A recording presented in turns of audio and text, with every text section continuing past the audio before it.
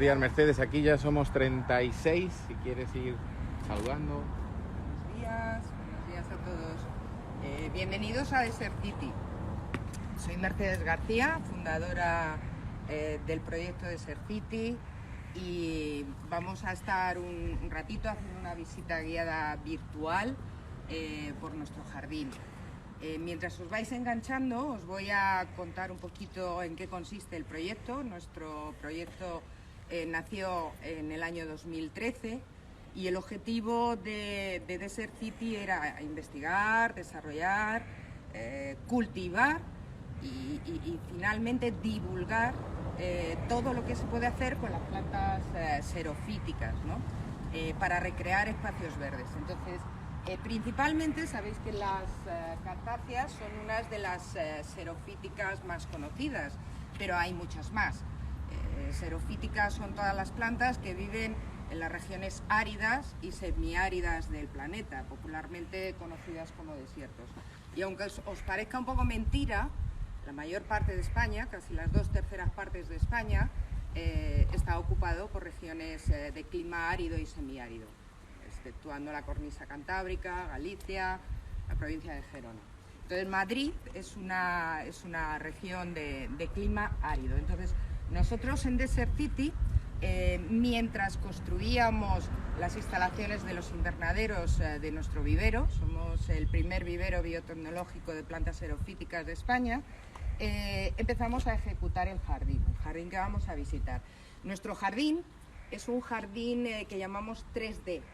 3D es porque, por un lado, tenía esos tres objetivos. Por un lado, ser un jardín botánico. Para ello, enseguida vais a ver, si vamos andando, que las especies deben de estar identificadas con sus nombres en latín, procedencia geográfica y la familia botánica. Pero a diferencia de un jardín botánico tradicional, donde las plantas están sin más plantadas, en Desert City o en nuestro jardín hemos buscado mucho la incorporación de elementos ornamentales y paisajísticos, como puede ser el mismo agua que discurre por diferentes zonas del jardín, elementos naturales como son las piedras, desmontes en el terreno. Hemos jugado un poquito con la orografía, convirtiendo un jardín botánico también en un jardín paisajístico. Y por último, para nosotros ha sido un jardín experimental. Y cuando digo experimental, porque Desert City se ha convertido en un banco de pruebas donde hemos testado no solamente la aclimatación de todas estas especies que vamos a ver, sino también diferentes tipos de sustrato, de suelo, tecnología de riego, formas de tratar y de prevenir las plagas y las enfermedades. Y todos estos conocimientos que hemos ido adquiriendo en estos 7 años son los que compartimos en las visitas guiadas que hacemos los fines de semana en nuestro jardín y también a través de nuestras redes sociales. Bueno, vamos a empezar rápidamente y fijaros en estas antorchas de plata, los Cleistocactus straussii, un cactus originario de Sudamérica, que está cargadito de flores. Bueno, estaban más no poder. Una curiosidad, las flores, que son tubulares y alargadas, ¿veis? Las conocéis muchos, en nuestros cactus suelen estar orientadas al sur. Para nosotros es una perfecta brújula de la naturaleza. Estas flores, en sus lugares de origen, son polinizadas por colibrís. En Desert City no tenemos colibrís, aquí en Madrid no tenemos colibrís. Y lo que hemos observado es que los polinizadores naturales de nuestras antorchas de plata son las mariposas. Fijaros estos Echinosis bruchii, que están en flor. Ya algunos han perdido, han perdido la flor, pero continúan teniendo verdaderas llamaradas de fuego en sus ápices. Vamos a pasar a esta zona del jardín que llamamos Guajira. Y fijaros que en Guajira nos invitan y nos empiezan a saludar las opuntias, un género muy variado de especies que se adaptan muy bien a la climatología aquí en Madrid. Aquí tenemos la Opuntia basilaris, con estas flores tan preciosas ahora en color rosa, y la Opuntia undulata, que conserva todavía los frutos del año anterior. Más especies xerofíticas que mezclamos en el jardín, por ejemplo las palmeras, que vais a ver que jugamos mucho con ellas, forman parte del paisaje de jardines de regiones áridas. Todos sabemos que las palmeras lo que hacen es, tienen un sistema radicular muy poco invasivo, nos dan ese aspecto arbóreo sin ser árboles, ya sabéis que son hierbajos grandes. Y bueno, pues lo importante cuando las cultivamos en Madrid es que tenemos que optar por las menos frioleras, como pueden ser el palmito, la butia o también, por ejemplo, el Trachycarpus, que lo habréis visto en algunos sitios. Vamos a girar y fijaros, vamos a hablar un poquito de estos grandes columnares que tenemos aquí. Este cactus es el Echinopsis pasacana, ahora cambiado de nombre, Trichocereus atacamensis, originario de Atacama. Bueno, pues estos peques, me voy a poner aquí, cuando llegaron a Desert City hace 7 años me llegaban por la cintura. Mirad, ¡guau! Espectacular crecimiento. Entonces, parece ser que les gusta, cuando planifiquemos un jardín de cactus, chequear que las especies pueden adaptarse a la climatología local. Es muy importante lo que se ve, pero también es muy importante lo que no se ve. Ya que estamos en directo, os voy a contar unos truquillos de lo que no se ve y que de verdad importa, que es el suelo. Desert City era un antiguo solar donde no crecía nada. Cuando metimos pala nos encontramos con 3 metros de residuos antrópicos. Antrópicos es una manera fina de decir basura. Bueno, lo primero que hicimos fue eliminarlos y aprovechar para hacer una buena red de drenaje. El drenaje es fundamental en este tipo de plantas, todos lo sabéis. Entonces, después de esa capa de drenaje, lo que hicimos es aportar un suelo nuevo. En este caso era un sustrato con una textura y estructura, una granulometría adecuada, con grandes poros y microporos también, que permitieran retener la cantidad suficiente de agua y nada más. Y luego también otro de nuestros secretos es que en la zona de plantación, todas las zonas de plantación, incorporamos microorganismos de los buenos, como son hongos y bacterias.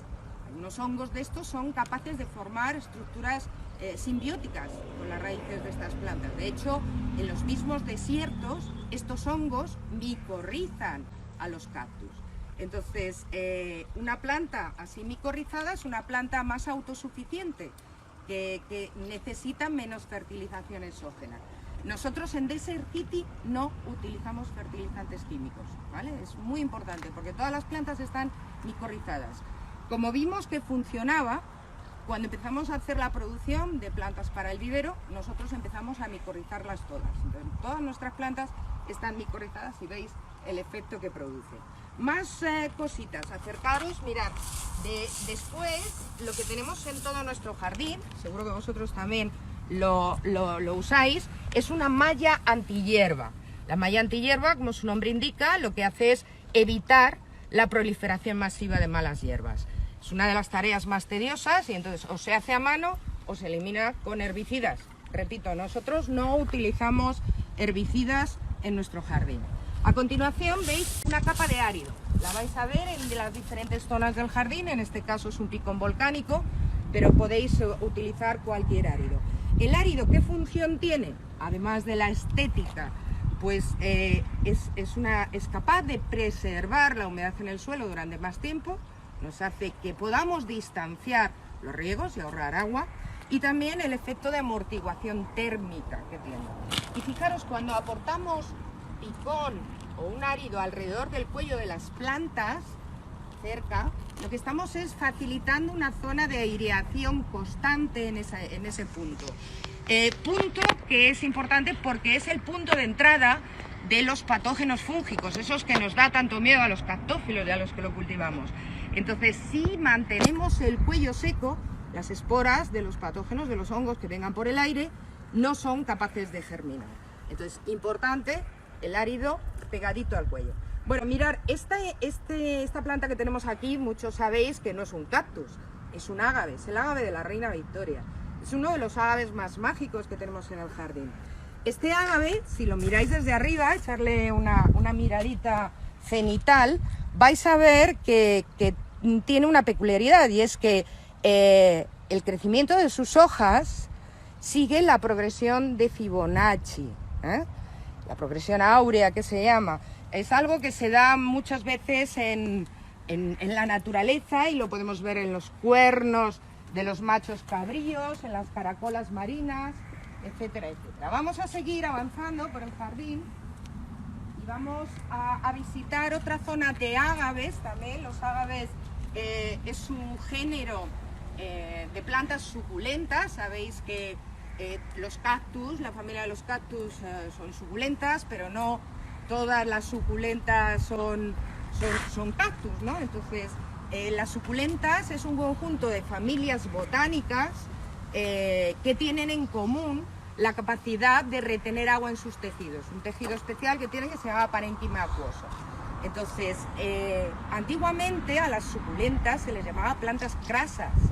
Crasas, ¿por qué? Porque se descubrió por primera vez esta suculencia y este metabolismo especial que tiene en la familia de las crasuláceas. Es mucho más correcto que le llamemos plantas suculentas. Mirad, vamos a ver este otro ágave, el ágave Weberi. Fijaros, los ágaves hay mucha variabilidad. Os decía que cerca de 200 especies y se adaptan muy bien a vivir en la climatología de la mayoría de las regiones aquí en España. El ágave Weberi es uno de los ágaves azules, quizás no sea el más conocido, porque sabéis que el ágave más conocido, el ágave azul más conocido es el ágave tequilana, el ágave tequilana del que se extrae el tequila. ¿Sabéis cómo se extrae el tequila? El tequila se obtiene de la mocheta central, a la que llaman piña. Esa piña los agricultores las tuestan, las extraen y las tuestan en hornos, después presionan en prensa, sale un jugo que se deja fermentar. ¿Y ese jugo es el tequila? Pues no. El tequila necesita después una doble destilación. Entonces los mexicanos, antes de que llegaran los españoles a México, se limitaban a hacer ese jugo fermentado, al que llaman pulque. Cuando los españolitos fueron y les dijeron a los aztecas, mirad lo que tengo un alambique, les enseñaron a destilar. Entonces, en realidad, el tequila es un invento mexicano y español, es un invento mixto. Bueno, pues es una de las utilidades que tienen los ágaves. Los ágaves, sabéis que también se pueden utilizar para sacar fibras de sus hojas, esas fibras que se retuercen y en cordelería se utilizan para hacer la famosa cuerda de pita. También de los ágaves, de la hoja, se extrae un jugo muy rico en carbohidratos de bajo índice glicémico, que forman el sirope de savia, que veis, el sirope de savia, el sirope de ágave, que veis como edulcorante natural en supermercados y muy, muy usado. Vamos a cruzar un poquito. Fijaros, seguro que muchos conocéis este cactus. Está ahora un poco aquí en la sombra, el Echinopsis pachanoi, también llamado Trichocerius pachanoi. Es uno de los cactus más espirituales que tiene que tener todo coleccionista, y nosotros lo tenemos aquí. Y sabéis cómo se llama. Este es el popular San Pedro. Cuando los conquistadores fueron a las tierras andinas, vieron que los sacerdotes incas lo utilizaban para sus ceremonias religiosas, y los españolitos, muy curiosos, pues lo probamos y ascendíamos hasta el cielo. Entonces, el ascender hasta el cielo, se creían que estaban viendo a San Pedro, que es quien les estaba esperando a las puertas del cielo. Le pusieron el cactus San Pedro. ¿Qué tiene el cactus San Pedro? Pues en realidad lo que tiene es un compuesto, es un alcaloide de tipo alucinógeno, que es la mescalina. Y este cactus, sabéis que tiene un homólogo en Norteamérica, más pequeñito, globular, es la Lophophora williamsensis, alias peyote. La mescalina del peyote está súper concentrada. Y fijaros, otra curiosidad es que el peyote en Estados Unidos, el expresidente Bill Clinton lo aprobó, lo autorizó para su consumo, pero solamente a los indios nativos americanos. O sea, toda la nación navajo, sus ceremonias religiosas, utilizan el peyote. Un trocito así de peyote y estás 2 días rezando a Dios. Para colocarte con el San Pedro te tienes que tomar así 1,5 kilos en bocadillo. Entonces, nosotros lo tenemos como una planta ornamental, un poquito mágica. Bueno, que están haciendo un montón de preguntas sobre tu libro, para decir que luego al final de la visita sí que comentaremos un poco sobre Sobre el libro, que preguntan cómo se llama y demás, que se llama... El libro se llama Cactus con corazón. Bueno, los que cultiváis cactus y amáis a los cactus, sabéis que al final los cactus, si les cogéis el puntito, nos acaban recompensando y te acaban amando. Entonces son esos cactus que al final acaban teniendo corazón, y lo que hago en el libro es hacer un paso por todos los parámetros de cultivo óptimos, y para irlos analizando desde el punto de vista técnico y agronómico. Luego al final hacemos un... Sí. Bueno, vamos a ir pasando, vamos a ir un poco al core del jardín. Fijaros que toda esta zona que tenemos es lo que llamamos el oasis, porque todo desierto que se precie tiene que tener un oasis. El concepto de oasis es toda esta vegetación más densa que gira alrededor de un curso de agua. Tenemos una cascada en la zona del Palmeral, un curso de agua que discurre. El efecto oasis es algo inventado por los árabes. Los árabes en sus jardines hacían discurrir un pequeño canal de agua, generando una humedad relativa en el ambiente y permitiendo el desarrollo de especies vegetales con mucho menos consumo hídrico. Fijaros que es muy importante en nuestra zona de oasis elegir las especies. Nosotros decimos que las plantas xerofíticas son todas aquellas que beben poco y dan poco trabajo. Y el concepto de beber es como si, mirar, las plantas tienen aquí atrás un numerito, todas las plantas tienen un numerito, que ese numerito es el coeficiente de especie de eficiencia hídrica. Y ese coeficiente de especie va del 0,1 a 1. 0,1, las que beben poco. 1, las que se lo beben todo. ¿Quién bebe menos de todos? Los cactus, que es un 0,1. Entonces nosotros, las plantas que cultivamos y que desarrollamos en Desert City, no pasan de 0,4, ¿vale? 0,1 serían las, como si fueran en eficiencia hídrica, la eficiencia energética y la eficiencia hídrica. Los A++ serían los cactus, A+, las suculentas, y el A secas, serían el resto de las plantas xerofíticas, muchas de ellas conocidas, como son fitoporo, abelias, bueno, todas estas plantas que veis aquí. Vamos a pasar a nuestro eje central y os invito a adentrarnos en el eje de la colección. Mirad, en esta zona del jardín la llamamos Arizona, y allí tenemos Nevada. Fijaros que entre Arizona y Nevada, al igual que en la naturaleza, discurre un corte, un cañón. Nosotros es el cañón del Colorado. Para nosotros, nuestra alegoría del Gran Cañón es ese paseo que vamos a dar. Entonces, en este primer plano tenemos una configuración de unos cactus que seguro que conocéis, es el Echinopsis angelicae, de forma arbustiva. Curiosidad, fijaros que todos los botones florales empiezan a desborrar, empiezan a apuntar, y además, curiosamente, apuntan también todos en la misma dirección. Y estas, el Echinopsis angelicae, cuando florece, florecen todas el mismo día. Es como un ejército bien organizado, alinea, se pone mirando así a dirección suroeste, todas miran al suroeste, y todas es la foto del día. Otra plantita, mirad lo que está sucediendo aquí. Ya os lo anuncié un poquito en mi Insta, cuando empecé a ver el primer ápice, la puntita del escapo floral, este escapo floral de los agaves que se llama quiote. El quiote está ya, pues puede tener cerca de 4 metros de altura, está a punto de terminar de abrir las hojas, y sabéis que los agaves son ese tipo, bueno, es un género de plantas que se llaman monocárpicas. Monocárpico porque florece y fructifica una vez en la vida, dándolo todo, como yo digo. Al final, para dejar descendencia, acabará asimilando todos los materiales que tienen sus hojas y en sus raíces, y acabará muriendo. Fijaros, también tenemos algunos Echinopsis pasacanas y algunos Terchesky en flor, en la punta. ¿Veis las flores? Vamos a seguir avanzando por aquí.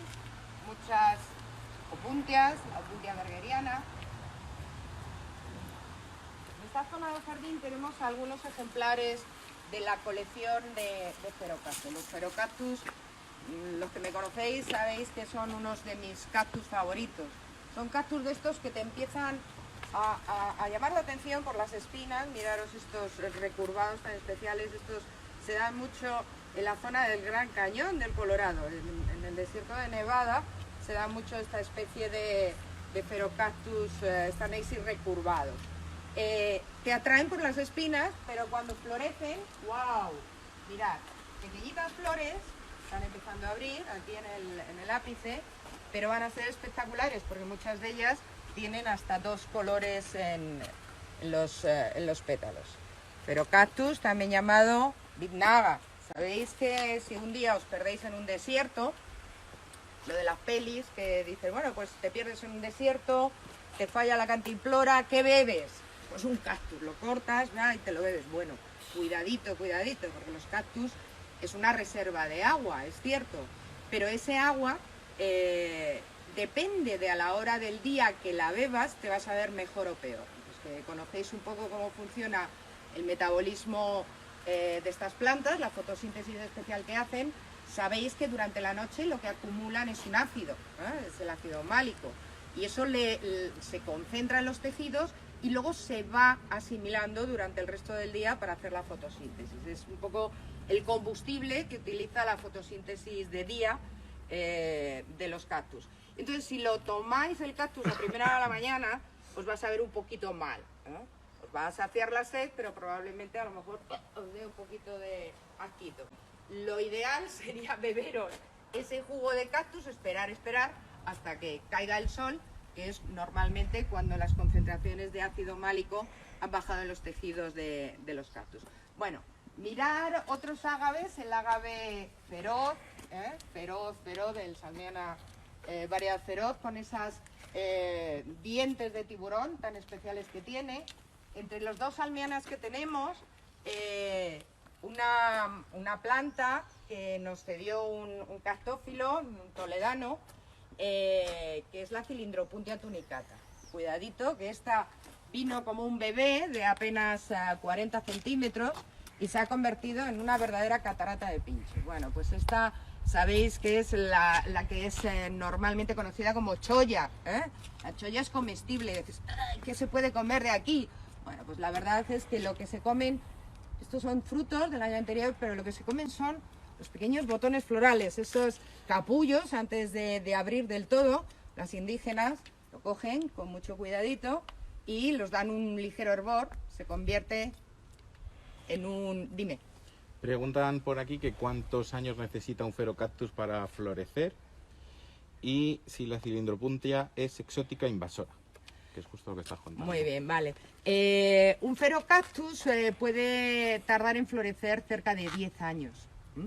Normalmente. No todas las especies de ferocactus florecen al mismo tiempo. Sabéis que eso es lo que se llama juvenilidad. Las plantas tienen un periodo infantil, juvenil y luego ya adulto, que es cuando empiezan a florecer.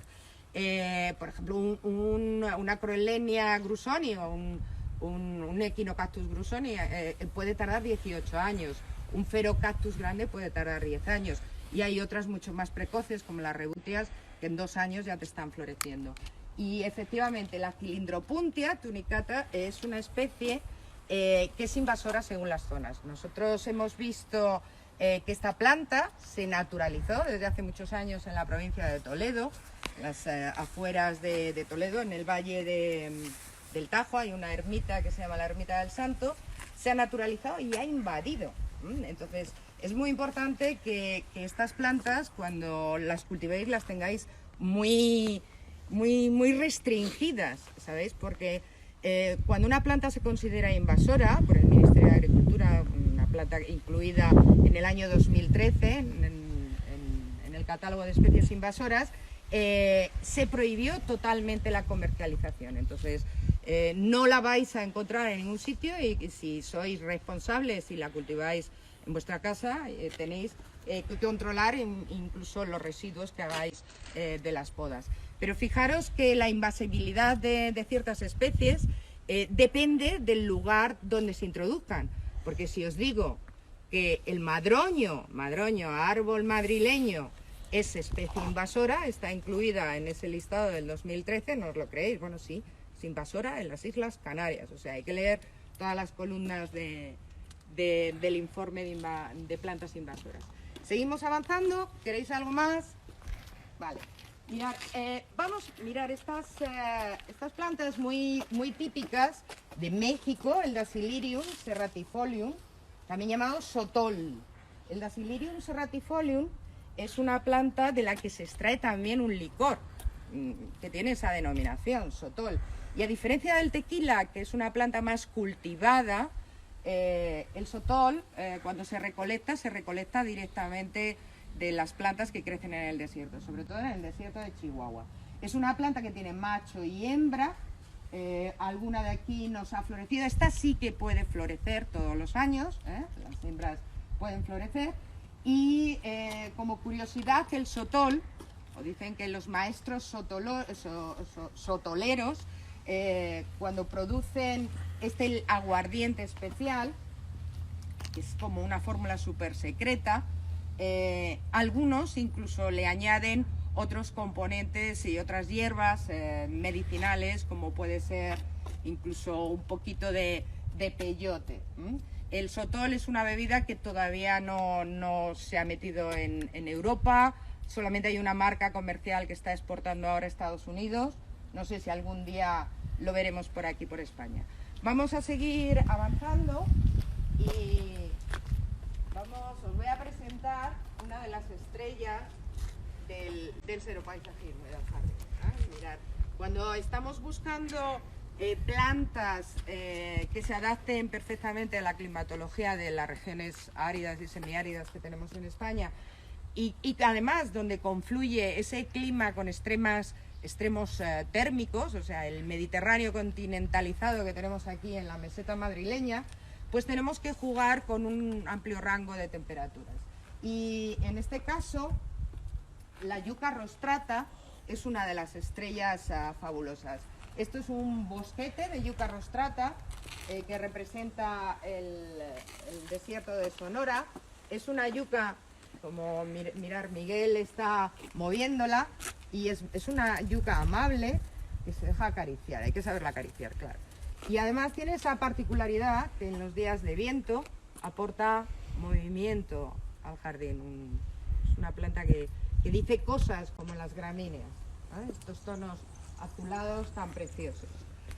¿Más cositas en el jardín? Bueno, no os voy a descubrir nada nuevo, pero simplemente recalcar que suculentas también hay en Europa, por supuesto. Una suculenta súper famosa como son los Sempervivum. Sempervivum, inmortales. Tenemos aquí una rocalla preciosa, recreada con dos especies, Aranoideon, la que tiene la tela de arañita, y el Tectorum, que es este otro que tiene esas dos tonalidades. Preciosas plantas para hacer una rocalla. Hay gente que dice que estas plantas son plantas comepiedras, y no le falta razón. Se ha demostrado que las raíces son capaces de segregar ciertas sustancias que con el paso del tiempo acaban disgregando la roca. Bueno, de hecho, se dice también que los cactus, muchos son comepiedras. Sabemos que en los lugares de origen donde viven muchos cactus, prácticamente viven metidos entre piedras. Son capaces de sacar nutrientes donde nadie podría hacerlo. Pero una cosa importante, no os creáis que los desiertos o los cactus viven en arena, porque en arena no vive nada, ni en el Sáhara hay cactus. Los cactus en los desiertos se buscan sus recovecos, y muchas veces lo que buscan es esa zona donde se producen acumulación de residuos vegetales, y acaba habiendo hasta una ligera proporción de materia orgánica que les sirve de nutrientes de alimento. Entonces los cactus necesitan también nutrición. Bueno, vemos por aquí, vamos a ver estas grandes opuntias. Esta es la opuntia de toda la vida, la chumbera, traída a España por Cristóbal Colón hace más de 500 años. En ese cofrecito que Colón entregó a la reina Isabel la Católica, pues aparte de la patata, el tomate y demás, pues traían unas palitas de chumbera. ¿Por qué? Pues porque vieron que la chumbera, los indígenas la utilizaban por sus frutos, el higo chumbo, o también conocido como tuna en México, y también la posibilidad de comerse las palitas tiernas, que son conocidas como nopalitos. Es una planta que tiene muchas utilidades, aparte de comer el fruto, la pala, el ganado. El ganado lo come, le encanta, es una planta forrajera. Los ganaderos en la dehesa extremeña la introdujeron hace varios siglos, al principio como cercas vegetales, hasta que vino un día una vaca, la probó y hizo así, dijo, ¡qué rica! Y fue y se lo dijo a la otra, y corrió la voz y desapareció la cerca. Pero el ganadero le echó un ojo y la identificó como planta forrajera. Una planta que, si se ensila, tiene mucha proteína y es muy fácil para poder alimentar una pequeña cabaña ganadera. Otra utilidad que seguramente que habéis oído del cultivo de chumberas, y que es muy típico, por ejemplo, en las Islas Canarias, sabéis que se utiliza como granjas. Dices, ¿granja de qué? Pues granjas de un pequeño bichito, un insecto chupador, una cochinilla específica de estas plantas, chupa, engorda, y cuando la apachurras, ¿qué sale? Un colorante conocido como carmín, el carmín que sale de la cochinilla. Muchos agricultores canarios pasaron desde el plátano a cultivar cochinilla. ¿Por qué? Mucho más rentable, ¿sabes? La cochinilla o el extracto de carmín se puede guardar en seco durante largos periodos de tiempo y esperar a que el precio en el mercado sea bastante más favorable. ¿Qué pasa con la chumbera? A mi amigo que preguntó lo de las plantas invasoras, esta pobre también fue incluida en el listado del 2013 de plantas invasoras aquí en España. Algo increíble, porque es una planta que llevaba ya 500 años viviendo con nosotros, que se ha naturalizado por todo el Mediterráneo y que tenía bastante utilidad. Fijaros, tanta utilidad que la Organización de Naciones Unidas y la FAO, dentro de sus objetivos de desarrollo sostenible, el objetivo número 2, que es combatir el hambre en el planeta, lo que llaman Zero Hunger, ha incluido esta planta, la opuntia, la chumbera común, Opuntia ficus indica, como planta para ser utilizada y cultivada en países subdesérticos, donde es imposible cultivar otra cosa. Entonces, grandes cantidades, toneladas de palas han sido transportadas al Chad, Etiopía y demás, para enseñar a los pequeños pueblos a cultivarla, porque fijaros, esta planta que crece con 2 gotitas de agua y es capaz de generar una gran cantidad de biomasa, bueno, pues puede ayudar a dar de comer a un rebañito de cabras, y a partir de ahí empieza la vida, Entonces vamos a pensar que esta planta no es tan mala ni tan invasora. Más cositas, vamos a empezar a entrar por nuestra alegoría de Gran Cañón. Fijaros, más ágaves de la Reina Victoria, pero os voy a presentar otro ágave real. Este ágave, que es el ágave del Rey Fernando, aquí están los ágaves más reales, es otra de las grandes estrellas que tenemos aquí en Desert City. Fijaros la agresividad. Otro ágave muy bonito, el ágave cornigra, un híbrido. Fijaros qué espinación, estos tonos azules tan especiales. Sabéis que los tonos azulados y grisáceos de muchas plantas indican una gran adaptación a la sequía, por 2 cosas. Una de ellas sabéis que es por esas ceras exteriores que tienen, que es la pruina, ¿no? Y también, aunque no tengan pruina, algunas tienen pelosidades y otros tonos plateados, cinéreos, cenicientos, como queráis llamar, que lo que hacen es reflejar la radiación solar. Y esto es muy importante, es un mecanismo adaptativo, porque lo que hace es disminuir la temperatura en toda la planta y entonces pierden menos agua por su duración. Y por último... Preguntan qué especies son esas. Los cactus. Los cactus. Esas dos son norteamericanas, y una de ellas, Esta es sudamericana, es un Terchesky, y este es un Pringley, un Pachitherius Pringley, que se nos está tumbandito. Y ese es un sudamericano, es un Terchesky. Y tenemos un cadáver. Atención, mirad, fijar, aquí no ocultamos nada. Fijaros el cactus que quedó ahí atrás. Muchos sabéis que los cactus no son plantas herbáceas, son plantas leñosas. Con el paso de los años acaban desarrollando un tronco central, madera de verdad. La madera de los cactus es una madera muy especial, porque sabéis que la madera de la mayoría de las plantas leñosas es una madera compuesta de células muertas. Bueno, pues la madera de los cactus son células vivas hasta el final.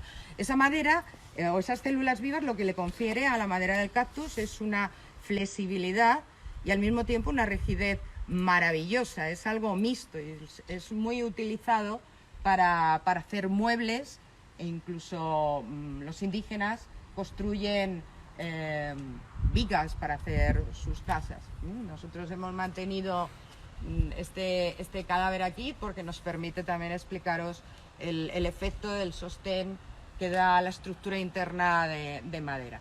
Bueno, y mirar las petunias del desierto, como yo le llamo, Echinocerius straminius, que esta mañana estaban más cerraditas, están poco a poco abriéndose del todo. Sabéis que la apertura de las flores en las cactáceas responde a las horas de radiación. Las plantas responden a un fenómeno que se llama la radiación fotosintéticamente activa. Entonces es la cantidad de fotones que pueden chupar y asimilar cada día. Para que una planta florezca hay unas que son de fotoperiodo corto, largo y demás. Normalmente la mayoría de las plantas que tenemos aquí en nuestro jardín empiezan a iniciarse, son de fotoperiodo largo. Cuando se empieza a alargar la duración de los días lo que trae es más horas de sol al día, más número de fotones. Para que una planta florezca se necesita por lo menos una integral diaria de par de por encima de 21 a 25 moles de fotones por metro cuadrado y día. Bueno, más cosas. Este cactus nunca se nos ha secado. Fijaros esta maravillosa escultura que trajimos precisamente de un artesano que está en Arizona, se llama Desert Steel, que nos fabricó esculturas preciosas como es esta y otras que podréis ver en el jardín. Más cosas, fijaros, este grupete de las joyas de la corona, los Pherocactus, el peninsular, ahora también se llama Stanaceae pilosus. Bueno, como cada día nos lo están cambiando de nombre, tendríamos que estar cambiando cada día de cartelitos. Bueno, la preciosidad del sol incidiendo en sus espinas. En toda esta zona tenemos también pequeñas plantas.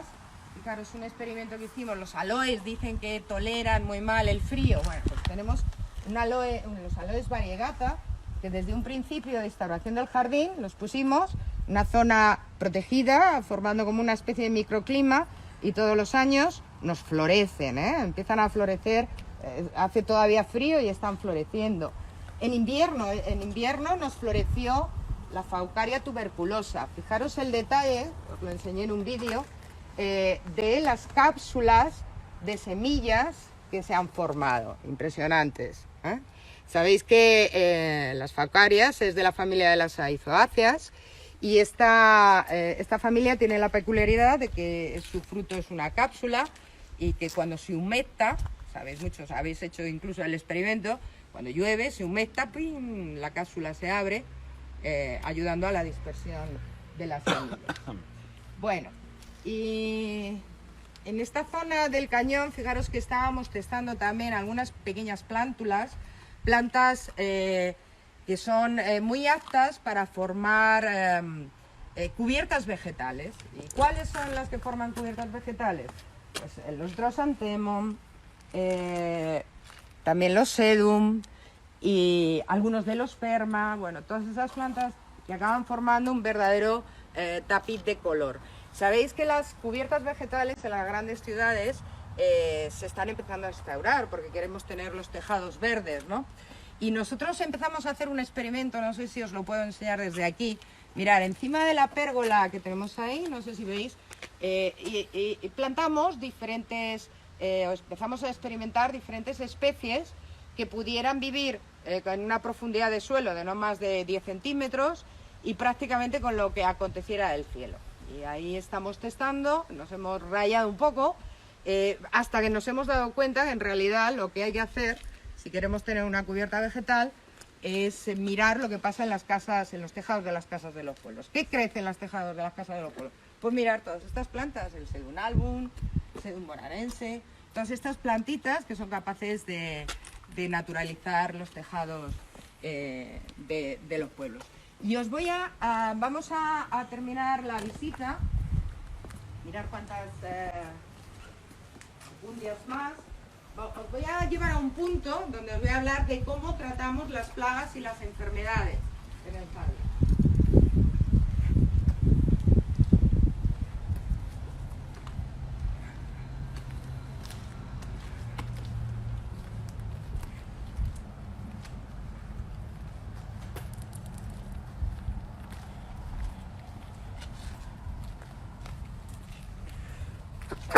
En Desert City uno de los objetivos era, buscando la sostenibilidad de los jardines, aparte de ahorrar agua, bueno, pues buscábamos minimizar los trabajos de mantenimiento, y otra cosa muy importante era la utilización o la minimización de productos químicos en nuestro jardín. Entonces, para ver cómo abordamos el tratamiento o la prevención de plagas y enfermedades, os voy a contar que nosotros lo que hacemos es una cosa que se llama gestión integrada de plagas y enfermedades. Es algo que se utiliza desde hace ya muchos años en agricultura, pero en jardín se está empezando a introducir poco a poco. ¿En qué consiste? Bueno, pues consiste primero en prevenir antes que curar. La chorrada que os he contado antes de poner el picón volcánico alrededor del cuello de las plantas, hace que nuestras plantas tengan cada vez menos ataques fúngicos. También el hecho de micorrizar las plantas nos ayuda a que las plantas se protejan mejor de plagas y enfermedades, sobre todo enfermedades del suelo. Entonces, prevenir antes que curar. Nosotros no utilizamos antifúngicos en nuestro jardín, ni tampoco los utilizamos en la producción que hacemos de cactus en los invernaderos del vivero, ¿vale? Prevenir antes que curar, con medios biológicos o simplemente mecánicos, como... Bueno, pues ponemos a trabajar otros medios biológicos, ¿no? No hemos entrado en detalle, pero tenemos por todo el jardín distribuido nidos de pájaros, diferentes especies que atraen a abejas y polinizadoras diferentes. Tenemos cactus que atraen, por ejemplo, a los murciélagos. Bueno, todos habéis oído hablar de lo que son las 4 Bs, ¿no? Los birds, que son los pajaritos, los butterflies, mariposas, las bees, abejas, y los bats. Bueno, pues estos 4 animales, cuando los atraemos a nuestros espacios verdes y en nuestros jardines, se convierten en nuestros aliados, ¿no?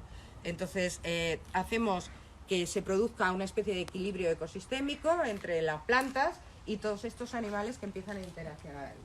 Y, por ejemplo, la introducción de ciertas especies, me he parado aquí, que ya os hablé el otro día, de la ninfofia. La ninfofia uvaria es una planta que la tenemos en diferentes zonas del jardín, ¿no? Y para nosotros nos vale como un mecanismo de prevención de los ataques de cochinilla. ¿Por qué?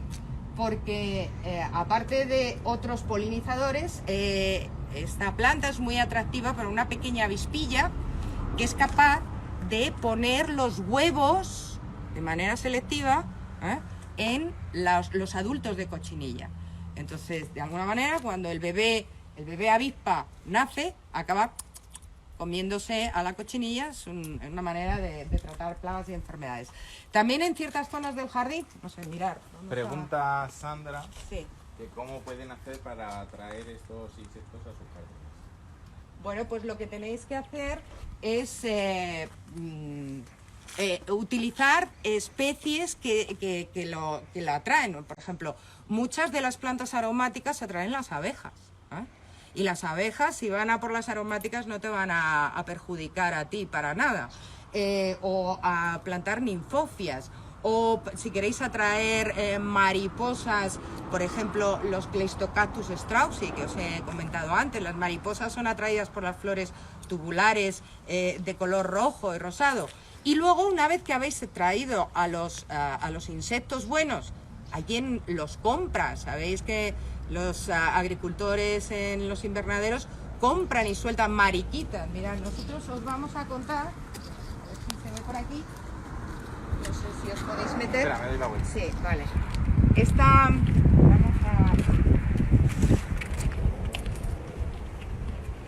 Mirad, y además está el jardín. Esa casita que veis ahí se llaman hoteles de insectos. Bueno, una vez que hemos conseguido atraer a todos estos insectos buenos que se comen a los malos, lo que hay que hacer es que no se nos vayan. Entonces, el facilitarles la vida con estos hoteles de insectos que les permiten pasar las temporadas más desfavorables, como puede ser el otoño-invierno, en formato larva o en formato huevo. Nuestras mariquitas anidan ahí, los avispillas también. Son pequeñas habitaciones individuales donde los insectos buenos conviven con nosotros. Y tenemos varias casitas de insectos en el jardín. También para atraer, por ejemplo, a los pájaros. Hay una familia de pájaros, que son los páridos, petirrojos, herrerillos, que son pájaros insectívoros, y entonces son capaces de eliminar, ayudarnos a controlar las plagas. ¿Qué hacemos si un día se nos va de madre? O sea, nuestros insectos no trabajan oportunamente. ¿Pasamos a los químicos? ¿Pensáis que pasamos a los químicos? Pues no. Aquí en Desert City utilizamos entre medias lo que son los métodos mecánicos. Mecánico puede ser un manguerazo. O sea, tú tienes una adelfa con un brote de pulgón, dale un manguerazo a presión. Pensar que el pulgón, solamente una de las fases es alada, el resto ¡pum!, lo tiras al suelo, se pega un coscorrón, no hay hormiga que lo levante, ¿no? Entonces, el tema es una tijerita, o sea, antes de echar un producto químico en nuestro jardín, metéis tijerita. Una poda a tiempo es una victoria, además una poda de saneamiento. Pensar que los agricultores a veces cuando utilizan esta metodología y acaban interviniendo al final con un producto químico, lo hacen a modo de rescate, cuando ya no pueden más. Eso es lo que se llama el umbral de intervención. Y yo tengo un peral y se está comiendo una oruguita el 5% de mis peras, la miro así. Pero si se empieza a comer el 20%, levanto las cejas y si tengo que poner un producto para matarla, la mato, porque soy agricultor, me miro el bolsillo y digo, si no intervengo ahora, me joroba la cosecha, o sea, he perdido el año. Y nosotros en planta ornamental lo que hacemos es intervenir por criterios estéticos. Preguntan que si las hormigas también regulan el pulgón. Las hormigas lo transportan de aquí y de allá, ¿sabéis? No lo regulan. Las hormigas son golositas y se alimentan precisamente de los exudados que salen por unos tubos que tienen los pulgones, que se llaman los sifones, que es el exceso de savia que secretan.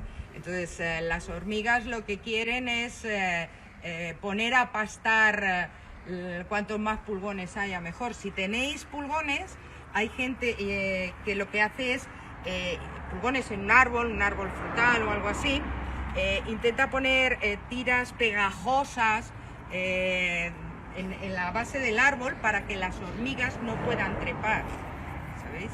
Hay cintas especiales hechas para evitar que las hormigas se transporten los pulgones. Y bueno, ¿qué más? Bueno, pues este ha sido un poquito cerrando el círculo. Nosotros en Desert City ahorramos agua. Con este tipo de jardines se puede ahorrar casi un 80% de agua en el jardín. Las labores de mantenimiento se minimizan porque muchas veces los jardines, el mantenimiento es malas hierbas, malas hierbas, malas hierbas.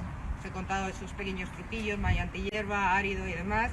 Y luego el mantenimiento de los cactus, súper sencillo. Pensar que los cactus en Madrid, aunque sean especies exóticas, no son invasoras, salvo algunas especies contadas, como hemos hablado antes, y que si las cultiváis tendréis que tenerlas con muchísimo cuidado controladas. Y yo no quiero alargaros más. Si tenéis alguna pregunta... Si quieres, bueno, vamos a decir que abrimos ya este lunes con aforo limitado y bueno, pues estaremos aquí controlando un poco el aforo y medidas de seguridad. Y habla un poco del libro que preguntaban antes, ¿cómo se llama? Sí, bueno, el libro, como os he comentado, se llama Cactus con Corazón. Es el resultado de muchos años de amasar conocimientos. Pensar que yo soy farmacéutica de primera opción y ya siendo talludita, con 45 años, volví a la universidad precisamente para estudiar ingeniería agrónoma. Pero mi amor por los cactus nació hace 35. O sea, recuerdo, mucha gente me pregunta... ¿qué momento de tu vida te encontraste con los cactus? Bueno, pues me encontré en un examen en la Universidad de Fisiología Vegetal, que me preguntaron el metabolismo ácido de las crasuláceas. Estaba haciendo farmacia ecológica y lo bordé, me pusieron una buena nota y me compré mi primer cactus en el Prica, fijaros, hace años. Y me enamoré de ellos y empecé a coleccionarlos, pero para nada... pensando dedicarme profesionalmente a esto. Es más, estuve vagando por todo el mundo trabajando para una compañía farmacéutica americana, y eso también me permitió pues explorar, viajar, conocer desiertos, pisar arena y pisar muchos jardines botánicos, y volver en mis viajes siempre con las maletas, como seguro que todos volvéis, con algún pincho que otro metido entre un calcetín y como se pueda, ¿no? Alguna plantita. Y solamente después de unos cuantos años, ya habiendo vivido fuera de España y deseando volver a Madrid, volví a Madrid y bueno, no se me ocurrió otra cosa que matricularme en la Escuela Superior de Ingenieros Agrónomos, en la Politécnica, aquí en Madrid. Y ahí me pasé 5 años puntuales, no faltando a clases, sentándome en los pupitres, haciendo prácticas como un estudiante más, por el amor que tenía por los cactus. Y en base a todos esos conocimientos agronómicos que he podido atesorar, los conocimientos de cultivo, los 7 años de experiencia aquí en nuestro jardín experimental, ¿no? Bueno, pues hemos sacado muchas conclusiones de lo que funciona y no funciona. Y como el prueba y error ya lo hemos hecho nosotros, pues es lo que funciona, es en realidad lo que estoy compartiendo en el libro con todos vosotros. Parámetros de qué tipo de suelo funciona, por qué la temperatura, el agua, cuando se riega, bueno, los parámetros básicos, porque guías ilustradas de cactus y de suculentas hay muchísimas, pero creo que faltaba en España o en castellano un libro que contara el por qué los cactus funcionan de una determinada manera. Y eso es lo que desarrolla mi libro, un libro de unas 300 páginas, pero muy fáciles de leer y muy divertidas. Prometo que os vais a reír mucho. Si alguien tiene alguna preguntilla antes de que finalicemos. ¿Los cactus también atraen la contaminación como algunos sedum? Los cactus atraen la contaminación. La traen, o sea, la contaminación formada por los óxidos de nitrógeno, el azufre y demás. Pues o sea, no es que la traigan, es que la absorben. La absorben, bueno, la absorben. Pues sabéis que hay muchas plantas que son capaces de absorber todos estos compuestos. Es un fenómeno que se llama fitorremediación, ¿no? Y entonces incluso no es que lo absorban porque les valga, sino porque son capaces incluso de metabolizarlo y fijarlo en el suelo, ¿eh? Lo fijan en el suelo. Yo solamente tengo conocimiento de algunas plantas como son los ágaves. Los ágaves sí que hacen fitorremediación. El resto de las familias de las cactáceas yo creo que no ha sido estudiado, o no conozco ningún estudio científico que lo avale, pero por supuesto que la mayoría de las plantas son capaces de absorber y de asimilar y de meter en su metabolismo ciertos compuestos y que acaban fijándolos en el suelo. Pregunta a mucha gente que no has dicho el título del libro. Cactus con corazón, mucho más que solo espinas. Cactus con corazón, de Editorial Esfera, y espero que esté a la venta en las librerías y en librerías digitales también, en Amazon y demás, en torno, yo creo, a un día mágico. El día que vamos a saltar la hoguera en San Juan es la fecha que nos han anunciado que va a estar disponible. También preguntan que cada cuánto tiempo tenemos que abonar nuestros cactus. Bueno, pues mira, los cactus, si les ayudas a que se busquen la vida micorrizándolos, son capaces de explorar nutrientes en cada microporo y pequeña partícula del suelo. Entonces, hay diferentes maneras de aportarles fertilización. Primero tú tienes que hacer que esos nutrientes en el sustrato estén fijos. Y la manera de fijar nutrientes es o con un poquito de materia orgánica, un poquito de humus, que no es tan malo, un humus de lombriz o un guano de murciélago, es muy bueno para retener nutrientes, o con partículas de arcilla, o hay algunos componentes como son, por ejemplo, la celtonita, que es capaz de retener nutrientes, porque si tú no tienes en el sustrato nada que te retenga los nutrientes y tú los aportas, fertilizas en cada riego, tal como entra, a veces los nutrientes salen, no le da tiempo, tiene que haber como una especie de depósito. Vale. Entonces, puedes fertilizar con una solución nutritiva o puedes hacer con un granulado de liberación lenta y prolongada.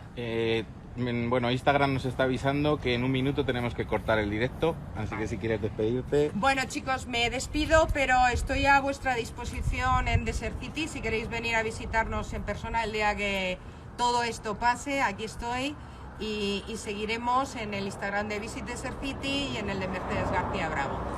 Muchas gracias y hasta pronto.